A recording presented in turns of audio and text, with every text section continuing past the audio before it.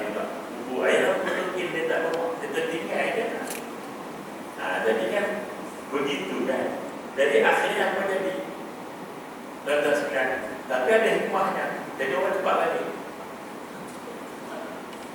Dan jadi kalau mungkin kalau masa itu orang kenal saya, mungkin besok ke depan kan. Dan alhamdulillah seolah buka kita. Jadi bermakna kalau ikut cara Nabi, selesai dia ke bumi, dia doa, lepas tu dia baliklah. Dia tak ada kepesan apa sebagainya ya. Tapi kita nak kata tak betul itu tak boleh dah. Kita tengok juga keadaan. Cuba kita ambil jalan tengah kan. Dengan tidak menghukum begitu cepat orang yang buat mereka tapi kita bagi kesedaran benda itu bukan kemestian. Nanti kena bagi sedaran. Saat ini tuan rumah tukang apa tu waris si mati masa tak sempurna. Sedap daripada kecil orang tu kata terjun kat kubur, laki dia mati orang tak baca. Jadi dia rasa macam laki dia tak masuk surga. Jadi benda ni boleh tipu betul kan? Benda-benda kemestian. Itu jadi benda-benda macam ni lah. Kita alhamdulillah dalam bandar dia terkasihkan, dia agak terbuka sikit lah. Boleh meraihkan perbezaan itu. Selagi mana ada dalilnya kita raihkan. Kalau tengok orang buat akad tahiyat surah itu dah jangan komen. Ada dalilnya. Cuma masalahnya macam mana kau boleh tahu orang gerak. Bermakna kau tidak khusus kau kita tengok orang sekarang. Betul tak? Kau komen orang gerak jari dalam keadaan kau itu melilau mata kosong tak kosong. Jadi siapa yang lebih teruk? Aku yang dari tak ada kosong. Dan tak boleh dia. Ada dalil. Ada itu pendapat. Sebagaimana juga kita akan takbir letak dada pun ada, sini pun ada sudah. Kecuali yang letak di dahi itu memang tak apa sihat. Jadi orang bandar ni dengan sebab kelas-kelas banyak, maka dia boleh meraihkan perbezaan. Ya, dalam kampung ada nampak kan? Ya, saya pernah sekali sajalah kalau kita nak pindah tradisi, iaitu pun yang kita beri juga. Saya berbalik Mesir masa itu baru seminggu, dia tak jalan anak lama tadi buat keluarga ni kan. Ada kematian, orang suruh pulang saya pergi solat tak 62 pagi. Kata sedara ustaz kan, saya membuat cara dia buat bagaimana kan. Jadi dah kecil di kampung. Tak pernah orang buat kita pun tanya apa kita mana. Awak kedai kopi saya pakai air biasa makan. Kedai kopi kan, kedai kopi itu paling kampung ada. Nanti paling tahu dia sidang 3 kali lah. Kedai kopi hari-hari lagi tak mati. Saya tak apa lah. Tunggulah dalam seminggu lagi selesai. Saya dah terbuka bayar. Betul, pada 3 hari mari Pak Imam rumah ustaz belajar dalam masjid dan selesai dah kita terangkan masjid. Jadi masyarakat tidak faham kan. Jadi kita buat itu pun nasib baik saya terima juga setengah ustaz lah solat terkini kan. Setengahnya saya terkini juga lah. Orang bagi kalau ni bola tu midfield lah. Midfielder lah tetap sebenarnya. Kita boleh lagi lah, ada duduk tengah-tengah dulu kan. Jadi bermaknanya ada orang langsung dia tak mahu ya. Mana ada terkita ini bid'ah kan, ada juga macam tu. Tapi kita ambil jalan tengah, menerang masyarakat bukan kemestian. Jadi ibu kalau besok tak ada orang nak terkita, jangan timbang. Jangan timbang lagi masuk surga, jangan timbang. Kalau dia beramai elok dekat atas dunia ni tak ada terkita masuk surga. Tapi kalau beramai tak elok, imam itu dia harap terkait belum masuk surga. Ya begitu kenapa apa tu kan? Allah Akbar. Diriwayatkan dari Umar bin Abdul Aziz bahawa ia pernah berkirim surat kepada sahabat-sahabatnya berisi pesanan seperti berikut. Umar Abdul Aziz dia tulis surat ke kawan-kawan dia.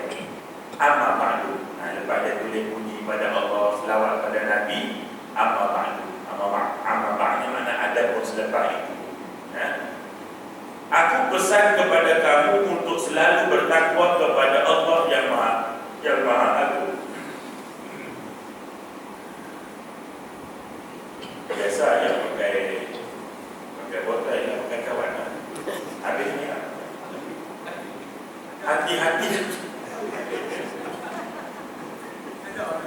Ya kan? Takkan tu nak naik ayam tak boleh bagi. Mesti dia tak nak kena takut dengan ayam.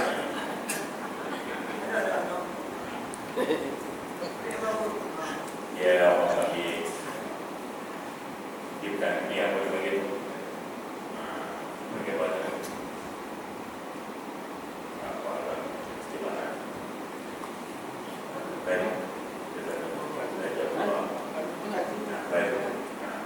Hati-hatilah kepadanya.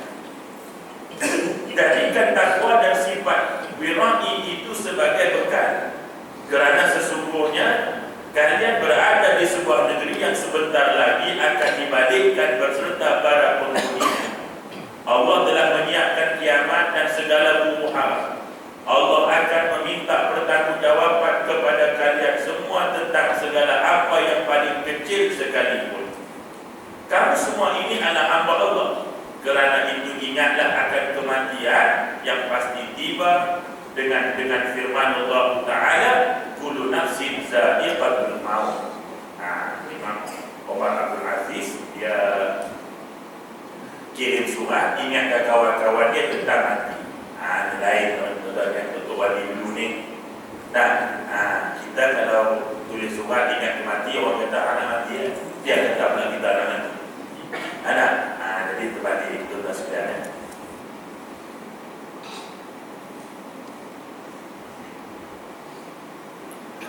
Aku mendengar bahawa mereka dipukul dengan cemeti yang dibuat daripada api neraka. Firman Allah Ta'ala yang artinya, katakanlah malaikat maut yang diserahkan untuk mencabut nyawamu akan mematikan kamu. Kemudian hanya kepada Tuhanmu kamu akan dikembalikan. Aku dengar bahawa kepala malaikat maut itu berada di langit, sementara kedua kakinya di bumi. Dia tulis sifat malaikat maut. Nanti kita akan jumpa bab sifat malaikat maut. Daripada mana? Daripada perkissahan yang Nabi cerita. Ya, jadi ini dia cerita sikit-sikit sajalah. Dia kata orang yang mati tadi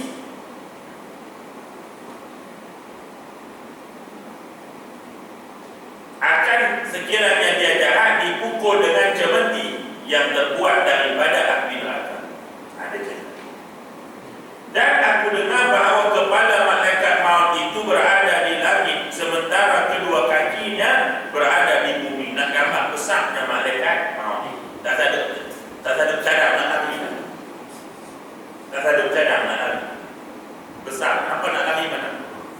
Nah, bahkan dalam Quran Allah Ta'ala kata bila maut datang, tak ada siapa yang boleh lari. Hatta dia duduk di balik dinding yang terbaik pun, malaikat maut boleh sampai.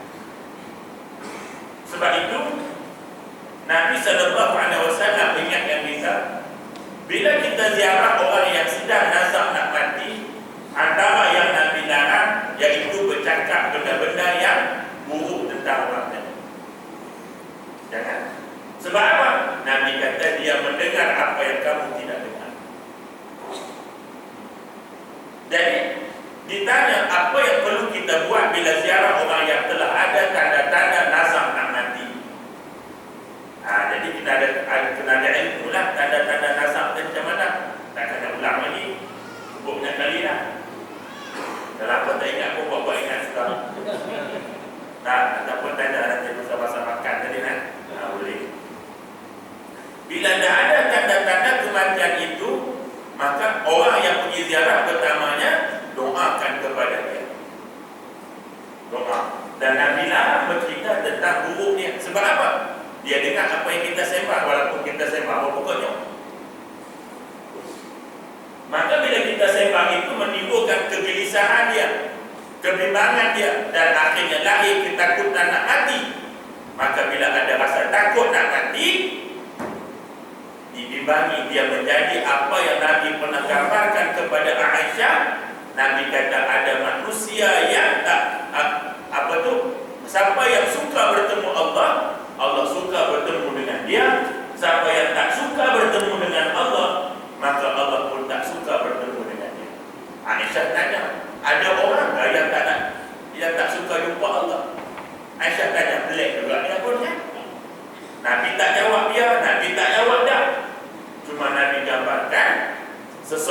yang nak mati itu nanti didatangkan, digambarkan kepada dia apa yang dia miliki di atas dunia.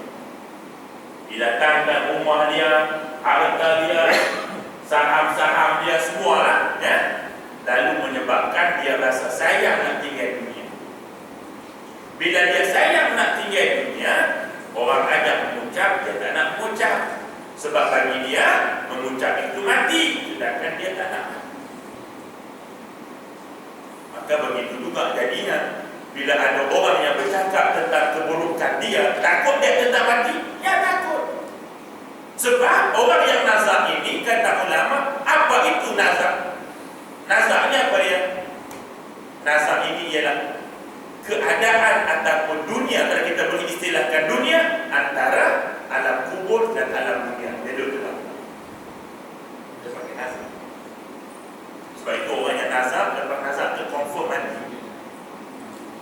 Sakit kuat lain. Dia ustaz, hari tu nazar tak sehat sebelah. Tak nazar lagi. Dia cuma sakit kuat. Dia bila nazar, lepas nazar tu ingatlah. Nampak? Jadi ada tanda-tanda nazar kan? Cek balik. Saya cerita dulu ni. Karena ulang kan? Ini dalam hari 13 kali ulang pada sama.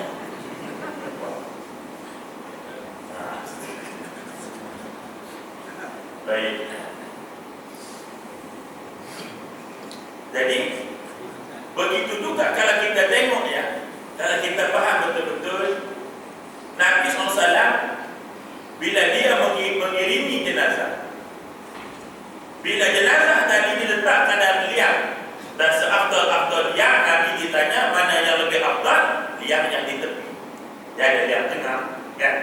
Jalan ada di garis tengah, ada di garis tepi. Afdalnya itu di tepi. Kalau tanah itu tidak untuk.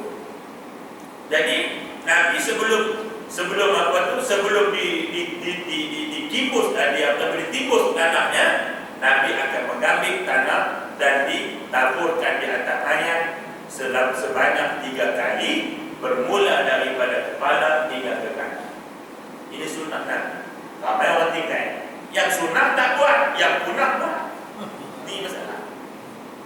Azan dekat kubur itu mana Nabi buat azan? Azan lagu yang diharamkan.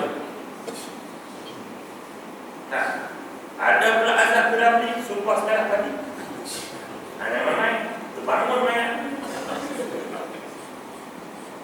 Allahu Akbar, Allah.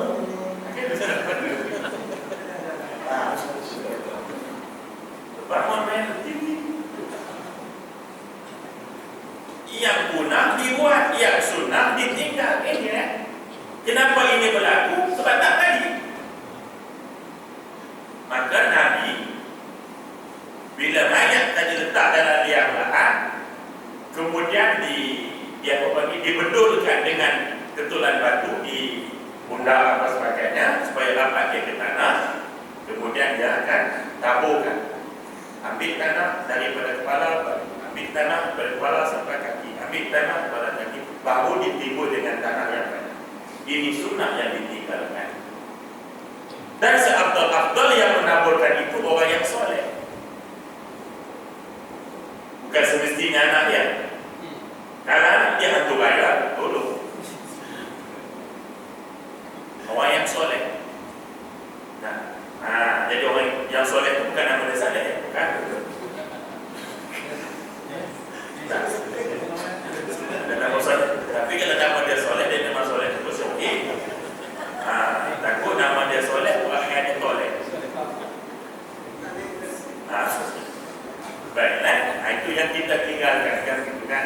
Jadi kita ingatlah, ya. Jadi kalau kita ingat, dan apa nak dibaca? Apa nak dibaca? Ya senang saja. Bacaan yang sama sebagaimana ketika kita menutup mata mayat. Bismillah ala millati Rasulillah. Itu saja bacaannya. Bismillah ala millati Rasulillah. Dengan nama Allah di atas agama Muhammad. Ya, ambil baca Bismillah ala millati Rasulillah. Boleh sallallahu alaihi wasallam, tak ada masalah. Apa boleh. Itu 3 kali. Sebagaimana kita menutup mata mayat. Sebab Nabi kata Mata orang yang mati itu terbuka. Kerana apa?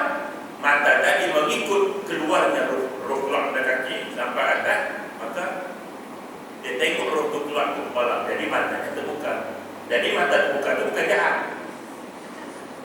Kita kalau orang mati mata terbelia, mesti jahat. Dah, memang matanya macam itu. Roh itu keluar ke kepala. Kalau roh keluar ke tangan kanan, kan pada kanan tu. Jadi jangan hukum cepat sangat lah tak. Aku tengok mata dia terbelia, memang orang mati macam tu. Tak, orang mati jangan terbelia, tak apa. Ni hidup terbelia, ni takut.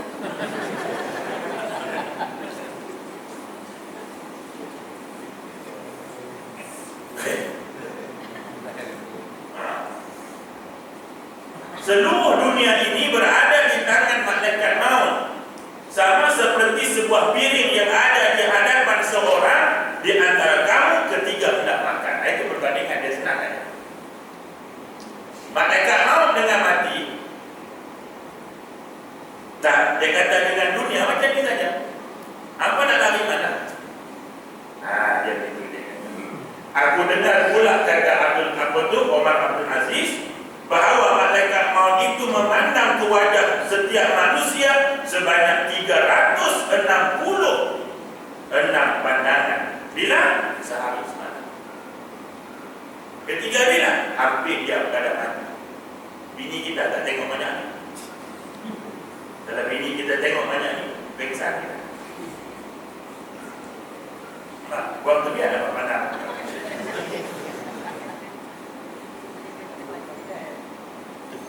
Aku dengar juga kata Omar Abdul Aziz, malaikat maut itu memandang ke setiap rumah yang berada di bawah atap langit sebanyak 600 kali. Aku juga mendengar malaikat maut berdiri di tengah-tengah dunia ini, lalu memandang kepada seluruh dunia, baik di daratan, lautan maupun gunung. Di hadapannya seperti telur di depan sepasang kaki salah seorang kamu. Jadi itu keadaannya. Sebab itu kata Nabi, semakin hampir seseorang itu kepada mati, semakin kerap dilihat dan ditengok oleh malaikat maut. Itu kadang-kadang berasal ada kita dengar cerita-cerita lah. Kalau kita baca cerita-cerita orang soleh, walaupun cerita-cerita ni biarlah kita ambil pengajaran sudah, yang kita tanya apa. Sehingga dia kata dia pernah melihat malaikat maut itu dalam bentuk yang berbagai. Ya, orang soleh kadang-kadang mari datangkan orang pelik-pelik, buat Assalamualaikum Bapa, ingat dia 2-3 hari lagi Tuhan nak jumpa hang. Ada orang cakap. Siapa dia? Wallahu a'lam.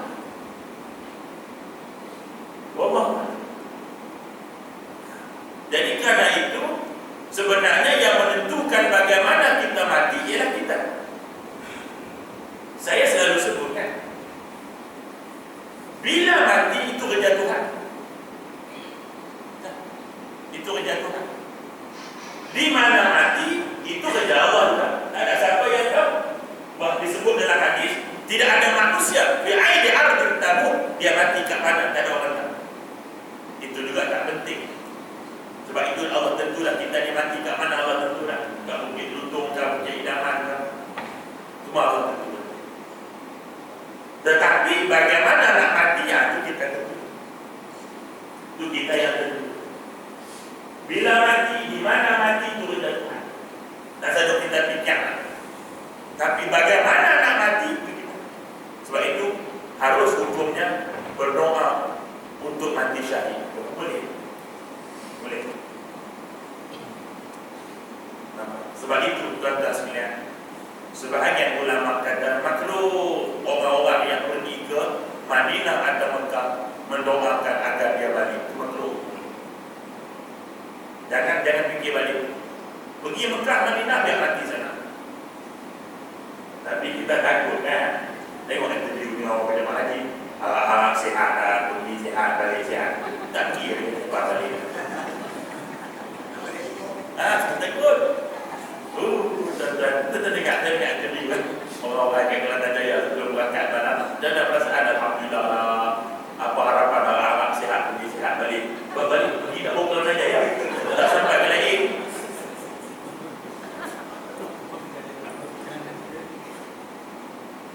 Sedangkan Imam Malik bin Anas, Imam Malik mengasas mazhab Maliki, dia duduk Madinah kan. Dia kata, aku cukup tak tenang setiap kali aku keluar daripada Madinah. Jiwa pun terlonjak-lonjak nak segera balik. Imam Malik pun tak sedar. Sebab Imam Malik ni dalam bab sah sembahyang di antara dia paling terakhir. Dia pegang sungguh-sungguh hadis Nabi. Siapa yang disemayangkan dengan 3 saf, dia masuk surga.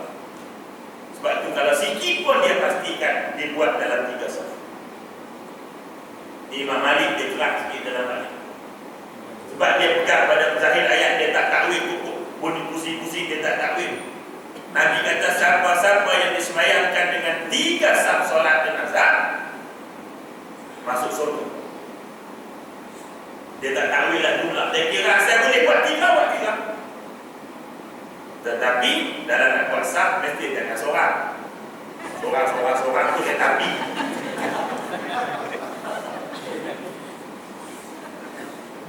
Tu orang suruh. Jadi mana sebuah-buah kalau ada 6 orang dan imam 7 orang buat 3 saf, 2.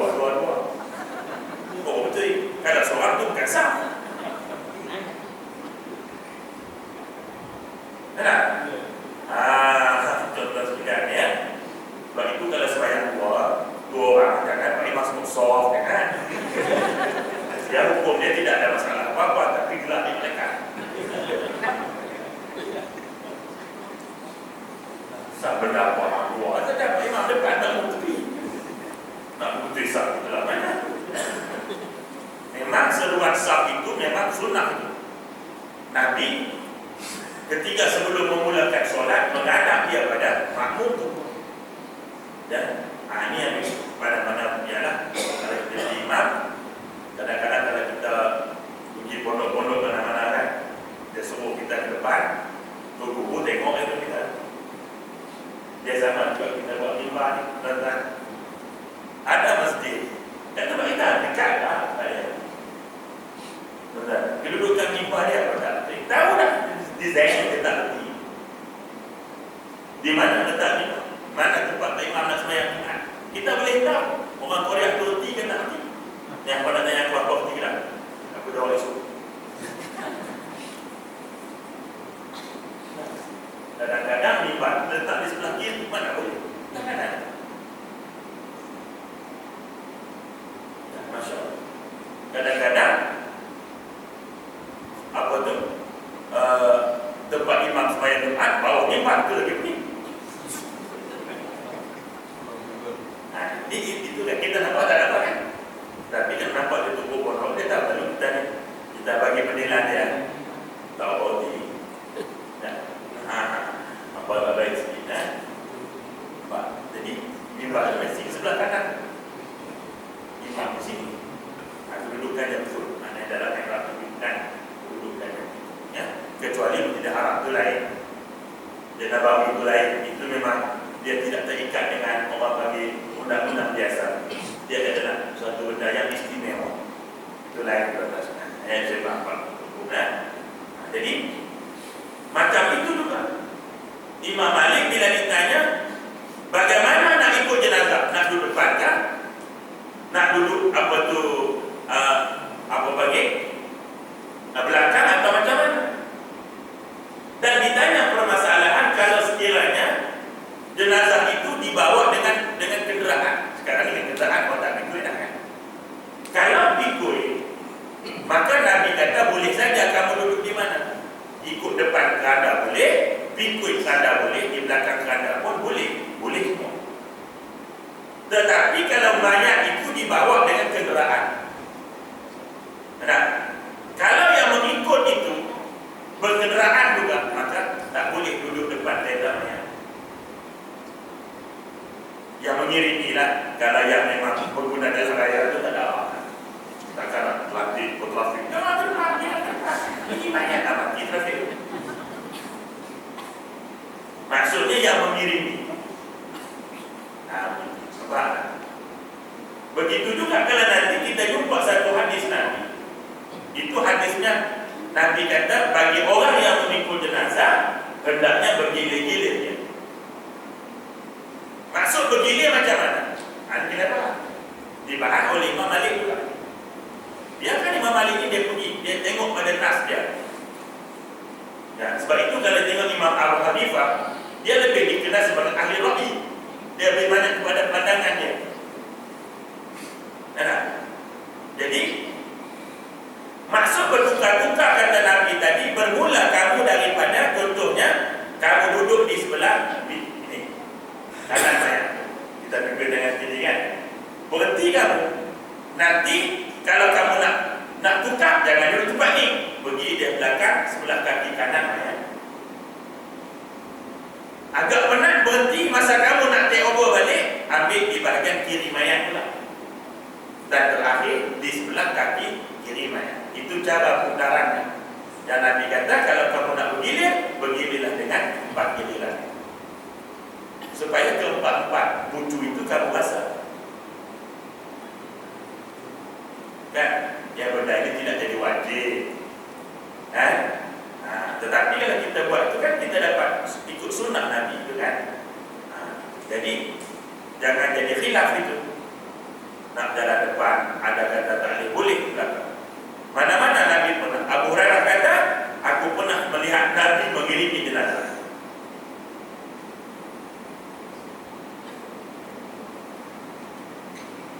Aku melihat Rasulullah Sallallahu Alaihi Wasallam mengiringi jenazah. Kadang-kadang aku tengok Nabi di depan orang mati, mana depan ada. Kadang-kadang aku lihat Nabi memikul keranda. Dan terkadang aku melihat Nabi berada di belakang mayat keranda. Makna tiga-tiga tempat boleh. Jangan lain. Ada belakang, duduk depan boleh, pikul boleh, duduk belakang. Yang tak boleh, atas keranda. Tu kalau hamba rasa nak duduk atas, tunggu mati. Duduk lah, duduk atas.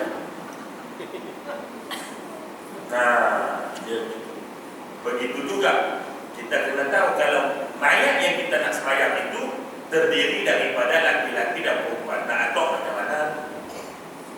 Kan berbeza. Mayat laki-laki kan duduk di bahagian kepala atau katanya di bahagian dada. Bahagian perempuan di pertengahan badan. Lalu mayat ada dua, laki-laki satu, perempuan satu. Apa nak sembahyang macam mana? Susah juga ini. Dia berfizik susah nak selesai. Jangan agak-agak apa fikir itu soalan, ini soalan kerja rumah. Sudah depan aku tak ada. Fikir tu. Kalau mayat tu pula, kalau ada laki-laki, ada kanak-kanak, ada perempuan, macam mana nak atur pula nak sembahyang sekali.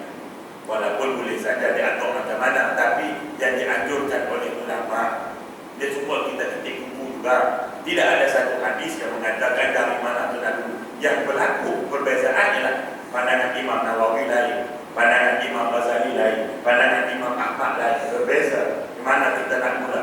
Tapi macam mana caranya? Yang penting potong kuku. Dia gitu kan? Baik, tak apa. Saya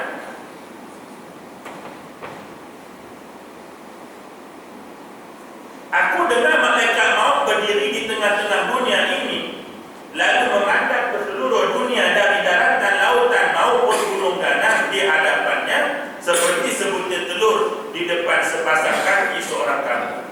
Aku dengar malaikat maut punya pembantu yang cukup ramai dan sangat setia kepadanya. Jika salah satu di antara mereka disuruh untuk menelan langit dan bumi sekalipun, hanya di arah sekali saja, nescaya ia akan menelannya. Itu perbandingan setianya pengikut malaikat maut ni. Nak suruh telan bumi, dia telan dalam juga.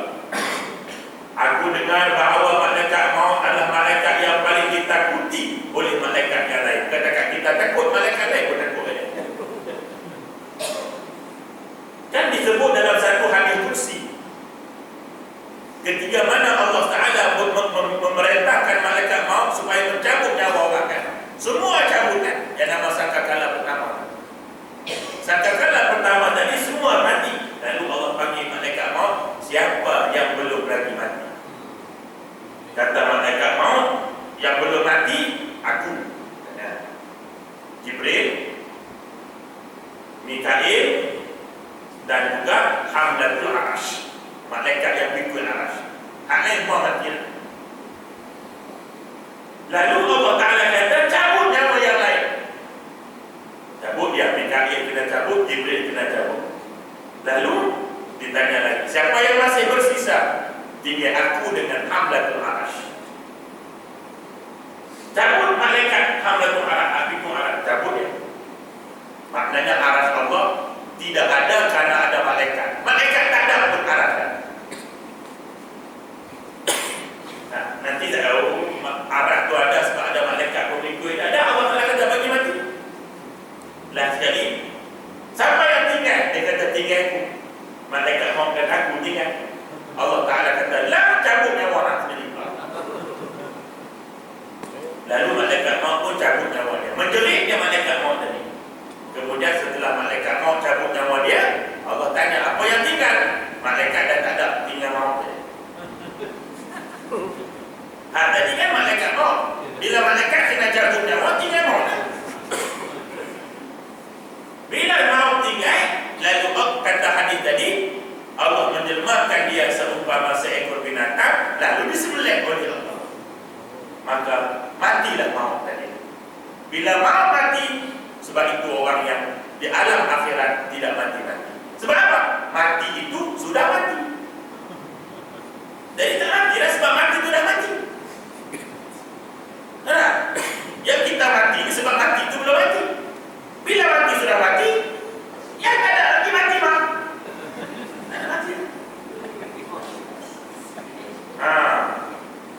Jadi begitu. Jadi malaikat lain pun takut dengan malaikat maut ni. Dia macam polis lah. Polis pun takut dengan SB tu kan. Sebab dia kata kan, sedang SB tu rekod dia. Polis pun takut dengan SB. Sebab dia jadi tak tahu dengan SB. Betul tak? Ada polis ni? Tak faham kan? Tak ada masalah. Jadi nak cerita, saya kawan boleh ramai kan. Dia kata kami pun takut SP ni tak boleh kan. Sebab dia pun buat laporan dengan kita. Dalam kadang kita tak kenal siapa tak laporan. Dan tak kena bagi dia tak kotak display kan. Sebab SP ada di kalangan. Dia pun ada SP pun tak apa. Nampak? Jadi macam tu jugalah malaikat maut. Bukan mana boleh tu malaikat maut dah. Perumpamaan begitu. Malaikat-malaikat banyak-banyak tadi ni cukup takut dengan malaikat maut ya. Jam dia. Ada satu masjid. Dia hadir jam. Betul ini. Asal kelas saya dia hadir. Sana sebut. Saya tahu dah siapa apa satu kali lah. Dia suruh saya belajar lama sikit. Saya kan masuk hijab pun boleh. Jadi dia pun alih jam pun. Hijab tu bagi lambat. Kita pun tengok 4-5 kali. Dan bila rasa dan insting tu kuat dan hijab masuk. Dia ada insting. Kita kan ada insting tu kan. Tak apa. Dah betul ni. Dia bunyi didi kita betul. Sama seperti ketakutan salah seorang kamu kepada serigala. Dulu serigala orang takut kan.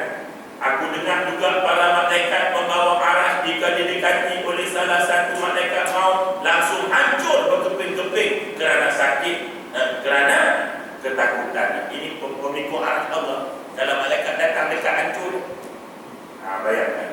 Aku juga mendengar malaikat maut ini mencabut nyawa seorang manusia dari bahagian bawah kukunya, uratnya, rambutnya, dan anggota tubuhnya yang lain. Memang setiap kita ini ada roh. Bayangkan, roh itu keluar daripada celah kuku, daripada bulu roma.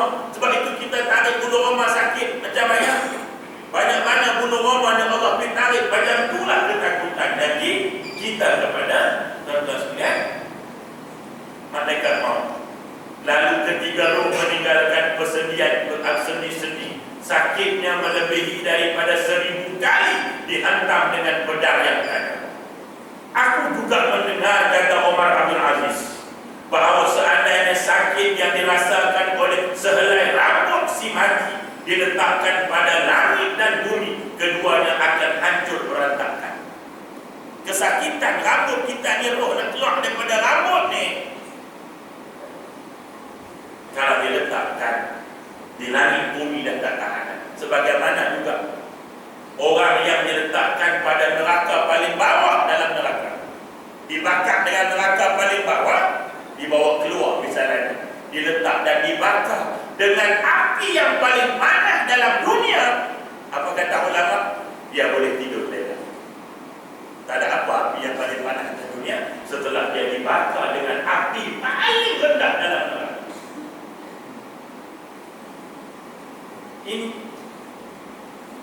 Itu untuk dosa-dosa yang kecil-kecil mungkin yang tak semayang.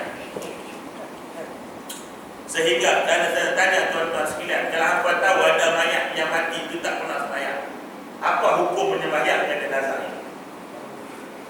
Kita tahu dia semua hidup tak semayang. Maka bagi orang awam diharuskan semayang. Tapi bagi orang yang yang ada pengaruh, yang ada ilmu, tidak dibenarkan menyembahyangkan orang yang tak pernah solat walaupun sekali dalam sebuah hayat. Contohnya ada orang mati sini. Ada Pak Imam, habis Imam, ni kawan saya sedang uji, tidak takut kawan. Tak pernah sembahyang. Pak Imam dulu. Tapi kena diiklan. Tuan dimaksudkan mayat ini tak pernah sembahyang. Sebab itu kan fardu kifayah, tak buat apa dosa semua. Jadi sembahyang tadi sekadar apa? Sekadar untuk melepaskan tanggungjawab kifayah bakal yang tempatan, bukan untuk manfaat kepada semua. Ini berat dan tak sembahyang adik-adik ingat. Sampai Nabi tak bagi sembahyang. Orang yang mati bunuh diri Nabi suruh sembahyang. Ini tak pernah sembahyang. Cuma yang sembahyang sebab apa? Kita sembahyang kan sebab nak doakan dia keampunan kan. Allahumma ighfir lahu warhamhu wa'afihi wa'fu anhu gitu. Tapi solat atas orang yang tak sembahyang, ulama kata sekadar memenuhi tuntutan fardu kifayah. Tak ada manfaat yang tak sembahyang. Berat dia tak sembahyang. Tak sembahyang. Aku dengar bahawa bunyi isyak sudah masuk. Jadi kita pergi dekat dulu, dah sambung. InsyaAllah yang baik pada Allah Ta'ala, yang tidak lemah diri sendiri. Jazakumullah khairan katsira atas sumbangan yang tuan-tuan nak bagi untuk menyokong pembangunan kompleks nasi saya. Tuan-tuan sekalian yang masih memang tak pernah cukup lah tuan-tuan sekalian ya. Cuma ni hujan kita berhenti sikit lah, tanah tu kita bawa label. Jadi tuan-tuan sekalian mohon sumbangan untuk pembangunan kompleks Tahfiz Al-Quran Al-Fadlawi di Kerbau. Haji ada menantu di Kerbau. Sebab itu sekarang orang panggil saya Ustaz Kamal Ash'ari Al-Kerbawi. Saya tak suruh dia buat buku dia. Saya buat aku kena nama dia okey. Bukan Yusuf Qaradawi itu, Qaradawi itu Yusuf Qaradawi, saya Al-Kerbawi. Anak kemakan kita nama tempat Al-Kerbawi. Jadi kita akan jaga untuk Al-Kasirah. Mudah-mudahan yang kita bagi itu Allah tambah, yang masih bersisa itu yang Allah bagi itu Allah terima, yang masih bersisa akan Allah tambahkan lagi insyaAllah. Aku qawli hadza wa astaghfirullahalazim wa lakum. Wassalamualaikum warahmatullahi wabarakatuh.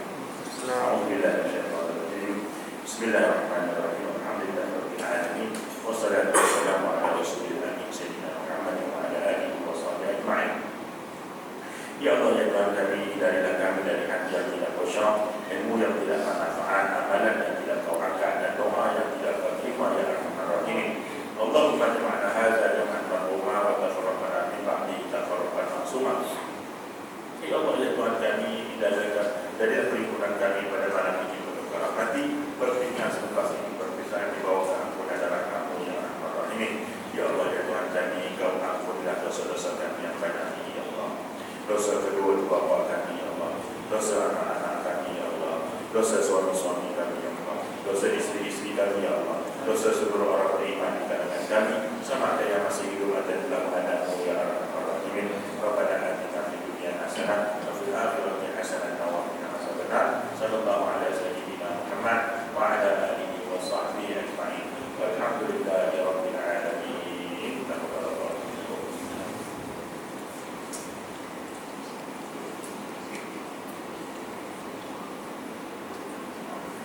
Majlis mengucapkan terima kasih kepada Ustaz Ahmad. Soalan kita tabung yang kita akan kita letak di itu luar sana atau di dalam tempat ini. Jadi siapa-siapa yang berderma kepada madrasah sekolah Ustaz yang akan dibina, kita akan buat satu tong, 2 tong, 3 tong yang kita sediakan.